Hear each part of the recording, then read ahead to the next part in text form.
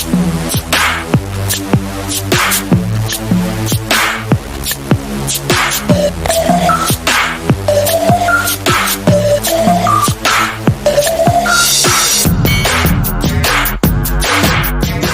is Hardik Singh. I'm a long trip runner Punjab. I want something with you. If you come in the first time on my channel, so please subscribe to my channel, like the video and press the bell icon for new episode. आज की इस video में आपको बताने वाला हूँ chapter 4 exercise 4.1 के वो क्वेश्चंस जो रह गए हैं पेंडिंग में। मुझे उम्मीद है आप जहाँ भी हैं अच्छा कर रहे हैं।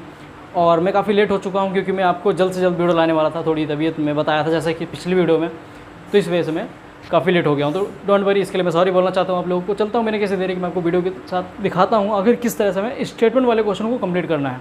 तो मुझे उम्मीद है कि आप इस वीडियो को कंप्लीट देखेंगे तभी सारे क्वेश्चन के डाउट क्लियर हो पाएंगे। तो चलिए बिना कैसे वीडियो को देखते हैं और enjoy। तो प्यारे बच्चों, जैसा कि मैंने आपको बताया एक्सरसाइज 4.1 के जो पेंडिंग में रह गए थे कुछ क्वेश्चंस, मैं उन्हीं के बीच आपके बीच मौजूद हूँ। मुझे उम्मीद है इस वीडियो को कंप्लीट देखेंगे तभी सारे क्वेश्चन का डाउट क्लियर हो पाएंगे। तो जल्दी से देखिए और समझिए कैसे करना है। बोर्ड एग्जाम में बैठो तो आसानी हो जाए, करते समय दिक्कतें ना आए। आप 1 मार्क से फेल और पास होते हैं, आपको पता होना चाहिए। तो चलिए मैं आपको बता देता हूँ आखिर वो स्टेटमेंट वाले सवाल कैसे बनेंगे और हमें कैसे मार्क्स लेना है। तो देखिए ज़रा, हमें बोला गया है एक्सरसाइज 4.1 की चैप्टर 4 में क्वाड्रेटिक इक्वेशन, हिंदी में द्विघात बहुपद, क्या बोलते हैं, द्विघात बहुपद। तो द्विघात समीकरण, द्विघात बहुपद, हम कुछ भी बोल सकते हैं, ठीक है, दोनों में से। अब चलो क्या करना है। दूसरे का फर्स्ट दिया है, बोला है कि भाई आयताकार भूखंड का क्षेत्रफल है 528 सेंटीमीटर, जिसकी लंबाई चौड़ाई से दोगुनी है। क्या है, चौड़ाई से दोगुनी है। तो इसका लंबाई और चौड़ाई निकालें। इसको किसके रूप में चेंज करना पहले ही जान लीजिए। तो हमें दिया गया है भाई भूखंड का क्षेत्रफल 528 मीटर स्क्वायर, ये रहा। लंबाई हमने माना है x तथा चौड़ाई माना 2x+1। उसके बाद भूखंड का क्षेत्रफल लगाया और बराबर में मैंने लिख दिया 528 मीटर स्क्वायर। अब क्या करूँगा मैं, अकॉर्डिंग टू क्वेश्चन लगाऊंगा। ये चीज़ आप भी ऐसे ही करेंगे जैसे मैं आपको यहाँ बता रहा हूँ। नहीं समझ में आया तो मुझे कमेंट बॉक्स में बताया ताकि मैं आपको और अच्छे तरीके से बताऊँ। अब सुनो मेरी बात, अब करना क्या है आखिर आपको, अब करना ये है अकॉर्डिंग टू क्वेश्चन। क्या होता है अकॉर्डिंग टू क्वेश्चन? तो देखो, सबसे पहले आयत का क्षेत्रफल क्या होता है। आयत का क्षेत्रफल तो मैं बता दूं, आयत का क्षेत्रफल होता है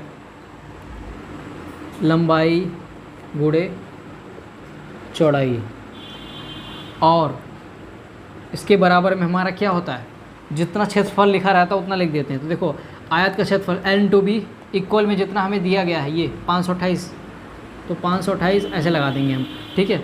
मीटर स्क्वायर हम बाद में लगा सकते हैं, कोई दिक्कत नहीं है। तो हमें ऐसे दिया गया है। अब चलो लंबाई देखो कितना है, x है, तो मैं यहाँ पे x लिखूँगा, मल्टीप्लाई का साइन दिया। आप देखो चौड़ाई कितनी है, 2x+1 है, तो यहाँ लिखूँगा 2x+1। आपको भी ऐसे ही करना है जिस तरह से मैं आपको यहाँ बता रहा हूँ। थोड़ी सी भी मिस्टेक करेंगे तो आप मार्क्स से हाथ धो बैठेंगे। तो चलो x को 2x से मल्टीप्लाई करेंगे, इसी x को फिर 1 से करेंगे। तो मुझे उम्मीद है आप भी ऐसे ही करेंगे बोर्ड एग्जाम में। तो देखो मैं x से 2x से किया मल्टीप्लाई, गुना किया, तो क्या आ गया, 2x² आया। ऑब्वियसली आएगा क्योंकि जब यहाँ पे स्क्वायर है और यहाँ पे स्क्वायर है, तो जब बेस जब दोनों का बेस सेम होता है तो क्या होता है, मल्टीप्लाई में पावर ऐड हो जाता है। तो इसका भी पावर 1, इसका भी पावर 1, दोनों का बेस सेम है तो पावर ऐड हो गया, 2 आ गया। x को 2 से x किया तो 2x² आया। अब इसी x को मैं 1 से कर दूँगा तो कितना आ गया, x1 जा x आएगा कि नहीं आएगा, आएगा। मैं थोड़ा सही बना दूँ, ठीक है। अब चलो, अब करना क्या, देखो 500 है, 28 है, 528 इक्वल में 528, ठीक है। अब हमें इसे द्विघात समीकरण के रूप में बनाना है। किसके रूप में, द्विघात समीकरण के रूप में। इसके रूप में जान लीजिए कैसे, ax² + bx + c = 0। ये चीज़ मैंने पहले लिखवा दिया है।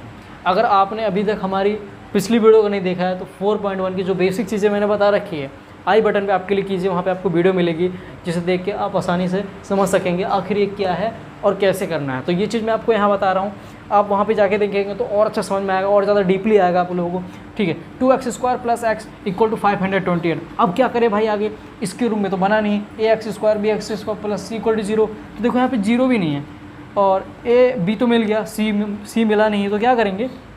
अब मेरी बात ध्यान सुनो, 2x² प्लस का x, अब देखो ये प्लस का 528 इधर आया तो माइनस का 528 हो गया, इक्वल टू 0 दे दो। अब जाके ये बना है क्वाड्रेटिक इक्वेशन, यानी कि द्विघात समीकरण। क्या बना है, द्विघात समीकरण। हिंदी में सॉरी हिंदी में द्विघात समीकरण और इंग्लिश में क्वाड्रेटिक इक्वेशन कहते हैं।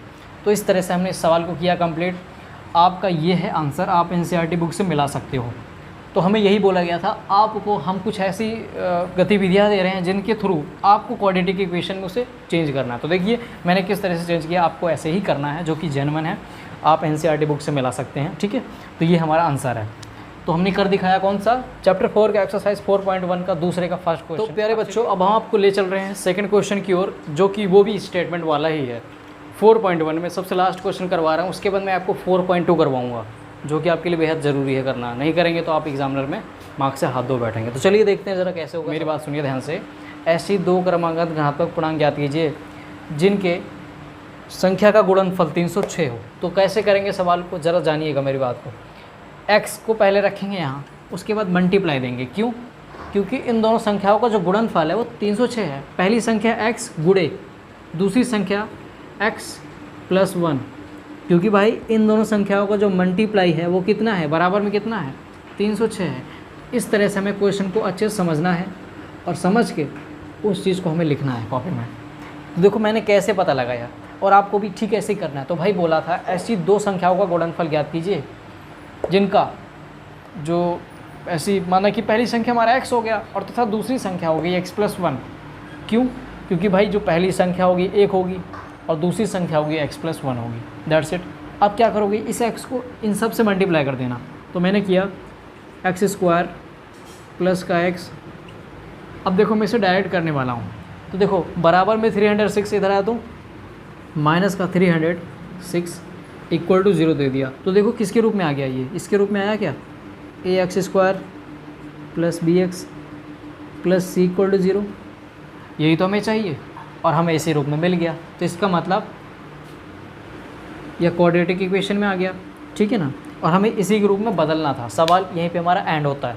अब मैं आपको करवाऊँगा 4.2 के कुछ क्वेश्चंस हैं जो कि ज़रूरी है। अब देखिए ज़रा, अब जो थर्ड क्वेश्चन रह गया, फोर्थ क्वेश्चन, वो आपके लिए दे रहा हूँ। अगर नहीं बनता है तो मुझे कमेंट में बताइएगा, तब मैं आपके लिए वो लेके आऊँगा, वरना फिर मैं आपको 4.2 करवाने वाला हूँ, ठीक है। तो प्यारे बच्चों अब ध्यान दीजिएगा, क्योंकि जो मैं बताने वाला हूँ बेहद ज़रूरी है आप लोगों के लिए। और ये जो कंसेप्ट है ना बहुत ईजी है यार, सच में कह रहा हूँ, आप यूँ उड़ा दोगे। तो किसके आधार पे ये जाना ज़रूरी है, तो मैं बता दूँ चैप्टर 2 आपको अगर याद हो, अगर मेरी वीडियो देखी होगा तो आपको पता होगा इस सवाल को आप यूँ चुटकियों में उड़ा दोगे। लेकिन तरीका वही रहेगा जो चैप्टर 2 के एक्सरसाइज 2.2 में करवाया है। नहीं देखा है तो आई बटन पे हमारे वीडियो को क्लिक कीजिए, उस पर वीडियो देखिए, ताकि आपको मैं समय समय पे वो चीज़ें दिखाता रहूँ जो आपने बैक में नहीं देखा है। तो ठीक है, आप आई बटन पे देख के समझ सकते हैं। तो चलो मैं आपको ले चल रहा हूँ आप इस क्वेश्चन की ओर, आप दिखाता हूँ किस तरह से क्वेश्चन को करना है। तो देखो ये पॉलिनोमियल के रूप में, किसके रूप में, पॉलिनोमियल के रूप में, ठीक है। अब क्या करना है, इसके रूट्स निकालने हैं। किसके विधि थे, find the roots by factorisation method. Hindi में ही बता रहा हूँ, ये कहना चाहता है मूल ज्ञात करें गुणनखंड विधि द्वारा। किसके द्वारा, गुणनखंड विधि द्वारा मूल ज्ञात करें। तो कैसे ज्ञात करते हैं भाई, मूल ज्ञात करने का अर्थ ये है कि जो हमारी इक्वेशन दी गई है ना, इस इक्वेशन का x का 2 मान आता है। x का क्या मान आता है, 2 मान। एक मान लो 1 आ गया और एक मान लो -1 आ गया। कुछ भी हो सकता है, 2 भी होता है, 4 भी हो सकता है, रूट भी हो सकता है, √5 भी हो सकता है, मतलब A to Z कुछ भी हो सकता है। तो हमें जब x का 2 मान आ गया वही कहलाता है रूट्स, वही कहलाता है रूट्स। इसी को बोलते हैं find the roots by factorisation method. तो चलो अभी तो हमने समझा रूट्स क्या होते हैं और कैसे निकलेंगे, किस रूप में निकलेंगे, हमें देखने को मौका मिला। तो चलो मैं आपको दिखा रहा हूँ कि अब प्रोसेस क्या होगा इसके आगे जो हम रूट निकाल सकेंगे। तो मैं बता दूँ, मैंने आपको सिखाया है, यहाँ पे जब कुछ नहीं होता तो क्या मानते हैं, 1। इस 1 को 10 से मल्टीप्लाई किया तो 10 का जब एलसीएम लोगे आप आएगा ऐसे 2 5 जो कितना होता है 10। तो 2 और 5 इसके 2 फैक्टर बने, जिससे मल्टीप्लाई करने पे 10 और प्लस माइनस करने पे 3। तो मैं आपके सामने ज़रा सुनिएगा मेरी बात को, मल्टीप्लाई करने पर 10 आना चाहिए और प्लस माइनस करने पे माइनस का 3 आना चाहिए। तो ज़रा ध्यान दीजिएगा मैं कैसे लाऊंगा और कैसे करना है आप भी देख लीजिए। तो चलो x² माइनस का 5x प्लस का 2x माइनस का 10 = 0, माइनस का 10 = 0। अब देखिए माइनस के 5x में से अगर प्लस का 2x जाएगा तो कितना बचेगा, x हमेशा कांस्टेंट रहता है। ध्यान दीजिएगा मेरी बात को सुनिए, x अपनी जगह रहेगा, घटेगा तो क्या घटेगा भाई, कोफिशिएंट घटेगा। कोफिशिएंट का मतलब गुणांक घटता है। क्या घटता है, गुणांक। तो गुणांक क्या है, माइनस का 5 और प्लस का 2। तो माइनस के 5 में से अगर प्लस का 2 निकल जाएगा बबुआ तो 3 ही बचेगा ना माइनस का। तो देखो -3 बचा और x अपनी जगह बैठा है, तो यही चीज़ तो लाना था। अच्छा चला, अभी तो हमने -3 ला दिया, अब चलो जरा गुणा करो इसे, 5 को 2 से करो, माइनस प्लस माइनस, 5 दूनी 10, ये देखो ये तो सब कुछ मिल रहा है हमें। प्लस माइनस करने पे -3 मिल गया, मल्टीप्लाई करने पे -10, और क्या चाहिए हमें। तो चलिए आगे बढ़ते हैं। आप देखिए, इसमें से कॉमन ले लेना, इसमें से कॉमन ले लेना। जैसे आप कॉमन ले लोगे, कॉमन मतलब किसी चीज़ को सेपरेट करना। देखो यहाँ पे 2x है, तो मैं एक x बाहर ले लिया, तो कितना बचा यहाँ पे x -5 बचा कि नहीं बचा। मैं आपको प्रूफ करके दिखाऊंगा आखिर ये कैसे हो रहा है ये सब, ठीक है। अब चलो इस x को x से मल्टीप्लाई करो, x², इस x को -5 से करो तो प्लस का x और माइनस का 5, प्लस माइनस माइनस, और 5 को x किया 5x आ गया, ठीक है। अब इसमें कॉमन लेते हैं ज़रा, यहाँ पे 2 आ गया, क्या आया 2, यहाँ पे आ जाएगा आपका x -5, ठीक है ना। जैसा घर यहाँ बैठा वैसे यहीं बैठा दोगे, ठीक है। अब कैसे किया मैंने इसको भी बता देता हूँ। प्लस का 2 को प्लस के x से करोगे तो प्लस का 2x आ जाएगा, प्लस माइनस माइनस, 2 5 या 10 आया कि नहीं आया, आया। तो यही चीज़ हमें लाना था। अब इसमें से एक लेना है, और ये तो हो गई, इसमें से एक लेना ही है क्योंकि ये तो सिंगल है। तो x ये वाला देखो ना, ये वाला x प्लस का 2 नज़र आ रहा है, x प्लस का 2, यहाँ पे एक लाइन देना आप। अब देखो इसमें से और इसमें से 2 है तो एक ले लो आप, x -5 = 0। अब दोनों को 0 दे दो, तो देखो ज़रा, x + 2 = 0 और x -5 = 0। तो देखो x बराबर मिल गया, तो प्लस का 2 था तो माइनस का 2 आया। इसी तरह से x इसे बराबर मिल गया, ये -5 से इधर आया तो प्लस का 5। ये देखो लो, सवाल तो हमारा निकल गया। कितना सिंपल सा सवाल, कुछ नहीं था। आप लोग घबरा जाते हो तो भाई प्लीज़ क्वेश्चन को देखो, पढ़ो, उसके बाद आपको समझ में आएगा कैसे सवाल को करना है। तो देखिए जरा, x का जो मान निकला है वो किस तरह से, वैल्यू निकली है वो किस तरह से, x का मान है बराबर में -2 और दूसरा है प्लस का 5। तो मैंने आपको क्या बोला था कि माइनस में भी हो सकता है, प्लस में भी हो सकता है, रूट में भी हो सकता है, बिना रूट के भी हो सकता है। तो इस तरह से हमने क्वेश्चन को कंप्लीट किया। तो चलो अब मैं आपको करवा रहा हूँ सेकंड क्वेश्चन। ये था आपका इजी मोड में, किसके मोड में, इजी मोड में, जिससे करके आप समझ गए कि आखिर ये आगे के जो क्वेश्चन होंगे इसी आधार पे होंगे। अब मैं आपको हार्ड वाला करवा रहा हूँ, जो कि वो भी आपको काफ़ी परेशान कर देगा। इस क्वेश्चन के बाद आप क्लियर कर देंगे इस एक्सरसाइज को। तो प्यारे बच्चों, अब हम देखेंगे हार्ड वाला क्वेश्चन वो क्या है जो आपको शायद इट में भी परेशान कर सकता है। तो इसीलिए मैं आपके बीच लेके आया हूँ, क्योंकि आप जो मैं बताया वो बहुत इजी है और उसी के आधार पे 2-3 क्वेश्चंस हैं जो आप खींच लोगे आसानी से। लेकिन ये क्वेश्चन आपको फंसा सकता है, इसलिए मैं आपके बीच में प्रेजेंट किया हूँ। ये क्वेश्चन कैसे होगा, देखो रूट के अंदर है, रूट के अंदर वाला सवाल बहुत आसानी से होगा, लेकिन आपको नहीं पता कैसे होगा। चलिए ज़रा देखते हैं। अब मैं आपको बता दूँ, इसमें मल्टीप्लाई और प्लस माइनस दोनों होगा। कैसे होगा मैं आपको जाँच करके दिखा रहा हूँ। वहाँ पे x था सिर्फ, तो हमने क्या लिया था 1। तो देखो x के बगल में कोफिशिएंट क्या है, गुणांक, इसको बोलते हैं गुणांक। क्या बोलते हैं, जिस लोगों को नहीं पता भाई गुणांक क्या होता है, कोफिशिएंट क्या होता है, वो अपनी कॉपी में लिख लेगा अभी के अभी, तुरंत के तुरंत।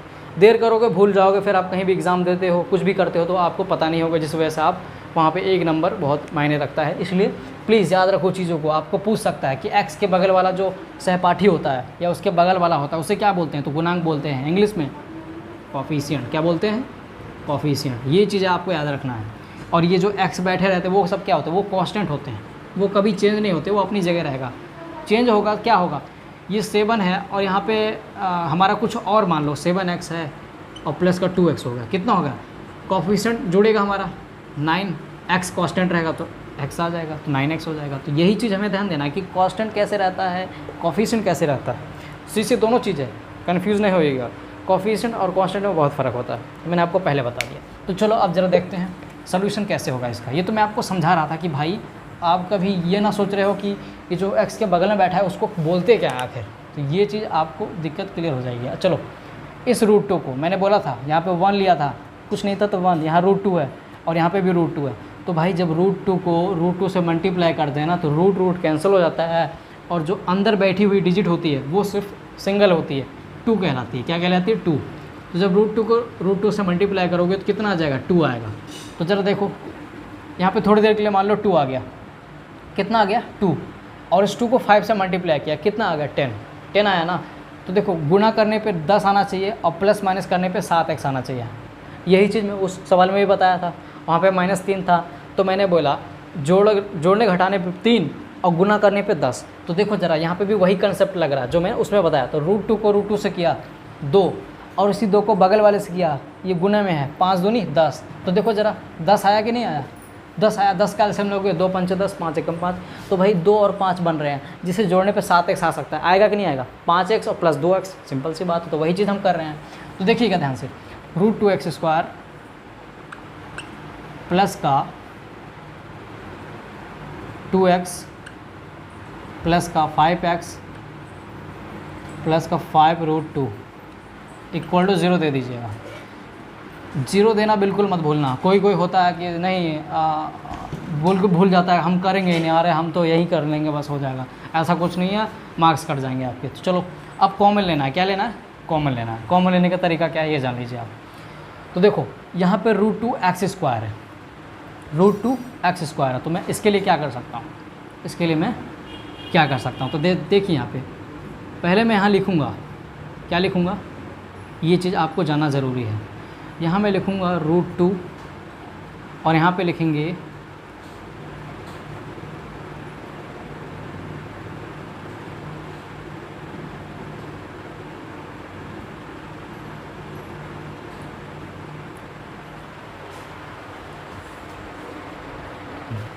तो देखिए थोड़ा मैं माइंड से स्किप कर गया था, कोई बात नहीं, होता है कभी कभी।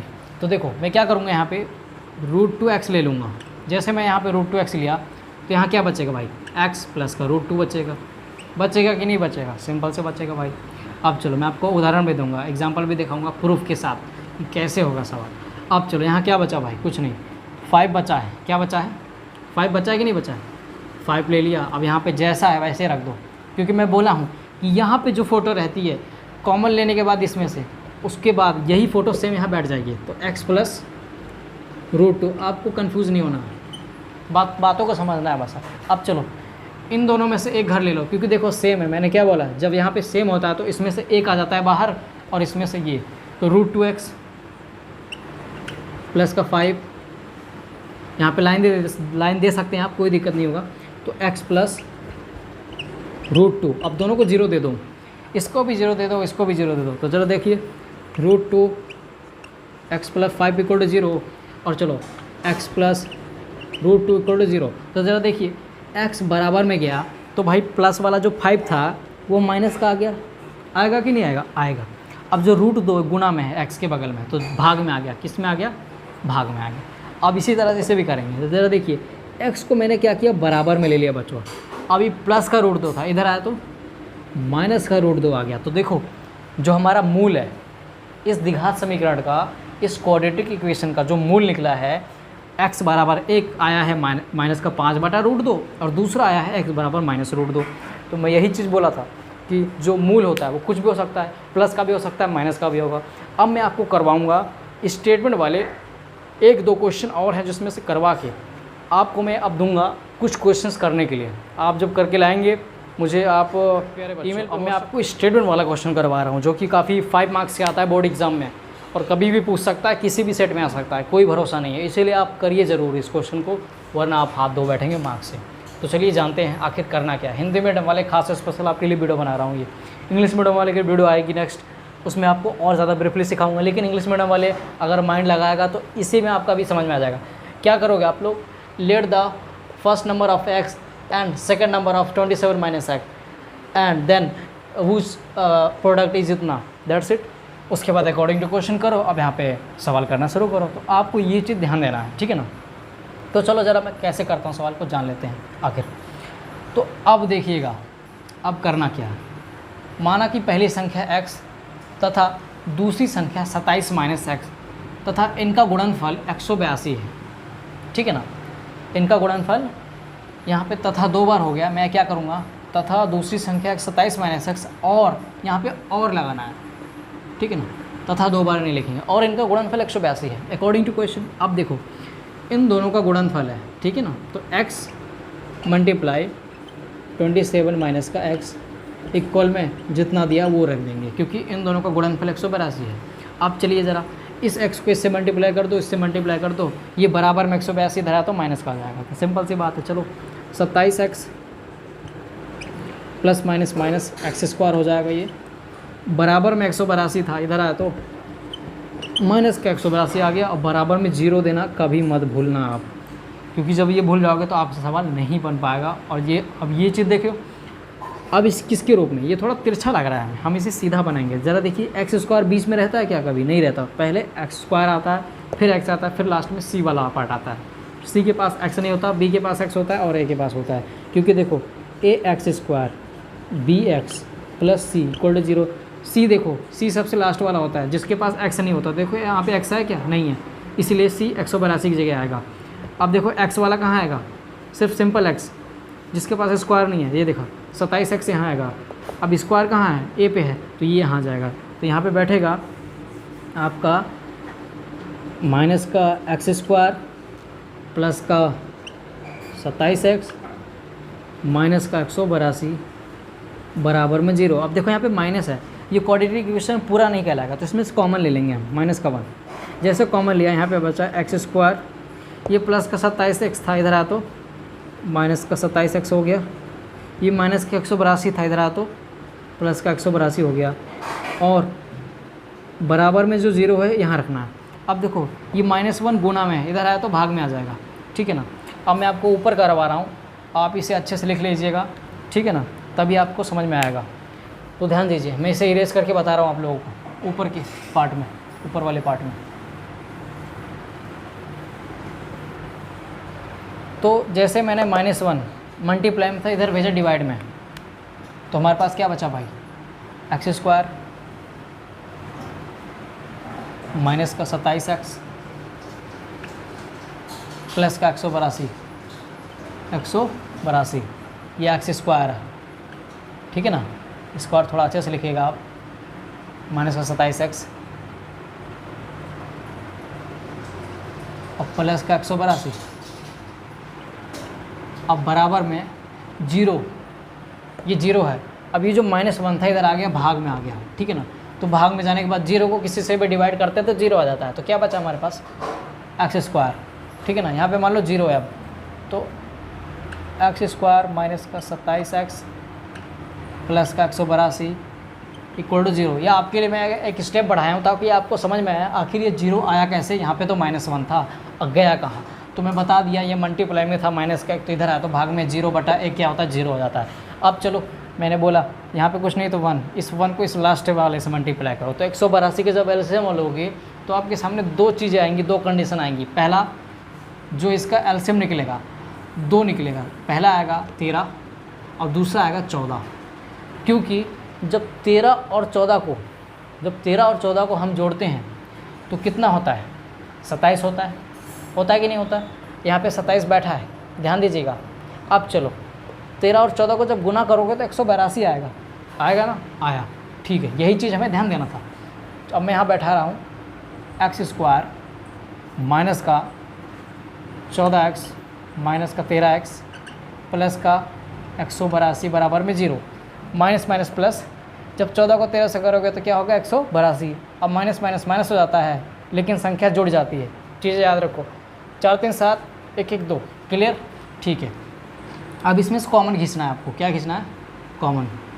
कॉमन खींचने का तरीका जान लीजिए। अब चलो, इसमें से 2x है, एक x बाहर ले लिया मैं, एक x बाहर ले लिया, थोड़ा मार्कर नहीं चल रहा मेरा। तो एक x जब हम बाहर ले लेंगे, इससे क्या होगा? मुझे मालूम पड़ेगा कि आप वाकई में कर रहे हैं। तो ठीक है, अब मैं आपको नेक्स्ट करवाने वाला। करना क्या था? हमें कॉमन लेना है। कॉमन लेने का मतलब एक्स स्क्वायर माइनस का 14x माइनस का 13x प्लस 182 ये है। तो जैसे मैंने कॉमन खींचा x, यहाँ क्या बचेगा? x माइनस का 14, सिंपल सी बात है। यहाँ माइनस का 13 है, ये जैसे है, ये फ़ोटो सेम यहाँ बैठ जाएगा हमारा। तो x माइनस का 14 हो गया, बराबर में 0 दे दो। अब आपको एक चीज़ समझ में आ गया होगा। ये आप अच्छे से उतार लीजिए, क्योंकि मैं ऐसे रेस करने वाला हूँ। जब आप उतार लेंगे, फटाफट उतारिए इसे, वीडियो को पॉज कर दीजिए और इसे अच्छे से उतार लीजिए, क्योंकि मैं आपको आगे बताने वाला हूँ, ठीक है ना। तो अब देखिएगा ध्यान से थोड़ा। अब क्या करना है भाई? दोनों को 0 देना है, इस चीज़ को हमें पता होना चाहिए। दोनों को 0 देना है, तो ये सेम है, तो इसको एक घर दे दीजिए। x माइनस का 14 बराबर में 0। अब इसमें से ये तो आएगा ही बाहर, क्योंकि अकेला है, x माइनस का 13। अब चलिए भाई बैठा लेते हैं ज़रा। तो x माइनस 13 बराबर में 0 और x माइनस का 14 बराबर में 0। अब देखो भाई, x बराबर में लोगे तो माइनस का 13 है तो प्लस का आ जाएगा। इसी तरह से x माइनस का 14 है तो x बराबर मिले तो प्लस का 14 आ गया। तो देखो पहली संख्या जो हमारा x का मान निकला, देखो एक 13 है और एक 14 है, तो इस तरह से हमने निकाला है। तो हमने जो माना था वो क्या, तो पहले बच्चों देखिएगा आप ध्यान से, तो मैंने x का मान 13 और दूसरा 14 लाया है इस प्रकार से। अब करना क्या, मैंने पहली संख्या क्या माना था x, तथा दूसरी संख्या संख्या 27 माइनस का x। अब ज़रा देखिए ये जो 27 है ना, ये अपनी जगह रहेगा 27। अब जो माइनस का माइनस लगाओ, x का पहले 13 वाला मान रखो, 13 रखोगे तो आपको 14 मिलेगा, मिला। अब 14 रखोगे तो 13 मिलेगा। तो दोनों संख्याएं इस प्रकार हैं, एक 13 है दूसरी 14 है। तो मैं इस तरह से क्वेश्चन को आज कंप्लीट किया। मुझे उम्मीद है ये वीडियो आपको काफ़ी पसंद आई होगी। वीडियो को पसंद आई हो तो वीडियो को लाइक करें, सब्सक्राइब करें और दोस्तों के साथ शेयर करना ना भूलें, ताकि इससे क्या होगा, उनके पास नोटिफिकेशन जाएगा, सब्सक्राइब करेंगे, उनसे वो काफ़ी ज़्यादा वो सीखने को मिलेगा। ठीक है, आज की वीडियो पे इतना ही, मिलते हैं अगली वीडियो में, तब तक के लिए जय हिंद, धन्यवाद, वंदे मातरम।